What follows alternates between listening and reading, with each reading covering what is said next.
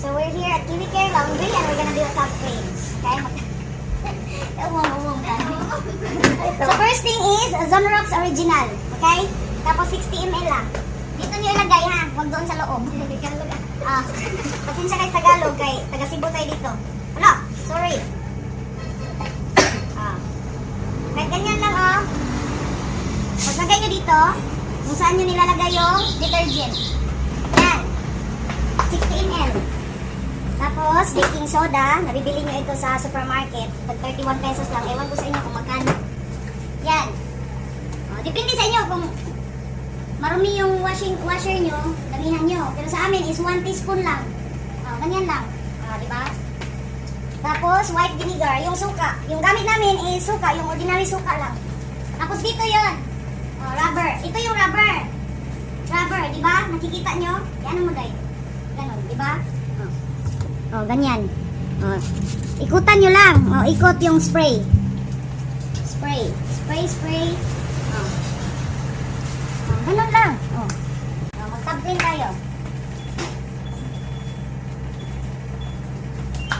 Yan na. So mga guys, ganyan na po. Nagtatab clean yung mga machines. Nilagyan ko na po ng Zonrox, tapos baking soda, at saka yung nag-spray na po ng vinegar. Dito sa Kiwi Care Laundry, ganito yung ginagawa namin. Sa inyo, bahala na kayong dumiskarte kung paano. Well, nagtatab clean po tayo. Ang gagawin ko is, mag-clean ako ng dryer. Kasi lahat ng alikabok is nasa loob dito. So, ang gagawin natin is i-vacuum natin siya. So, ito, hindi ito napapasok kasi malaki, diba? So, ang ginawa ng asawa ko is bumili kami nito. Nabibili ko ito sa plumbing department. Ito. Tapos, bumili din siya ng tube. PVC tube. Tapos, ang ginawa niya, para maging shape siya na ganito, is pinapainit niya to. Tapos, ano yun? I-squash this one to make it this shape. And then, pag na-squash na siya, kasi pag mainit, diba? Parang lumalambot yung plastic. Tapos, ano niya, ng ganyan. Tapos, i-shape mo siya ng ganito.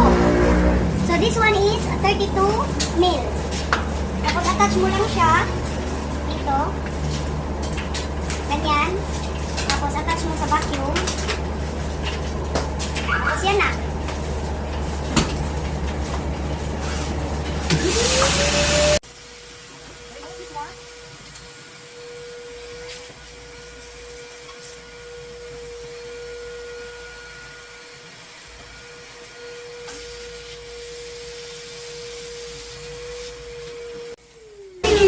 Itong gamitin dito.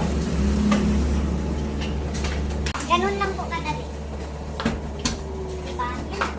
So guys, habang nagtatab clean pa yung mga machines, i-demo ko sa inyo kung paano maglilinis ng soap dispenser. I-pause nyo to. Ano? So pag tinanggal nyo, ganito. Ito yung ipi-flick natin. Ganito lang. Yan. Tapos, dito. Diba? Kailangan hugasan. Gamit kayo ng toothbrush kung gusto niyo.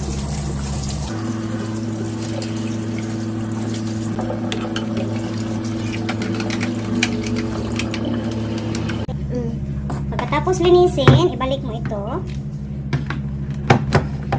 Ganun lang. Tapos, ganyan. Diba? So, pagkatapos hugasan, ibalik natin ang ating soap dispenser. Ganyan lang. So, ngayon, tapos na tayo mag-tab clean, guys. Ang gagawin natin is, ito. Linisin natin yung bottom part. Tanggalin mo yung hose na maliit. Ito.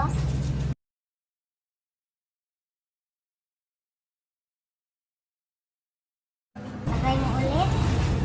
Balik. Tapos ito, open nyo. Kasi maraming buhok. Kailangan po talagang linisin to. Tapos ngayon, inugasan ko na.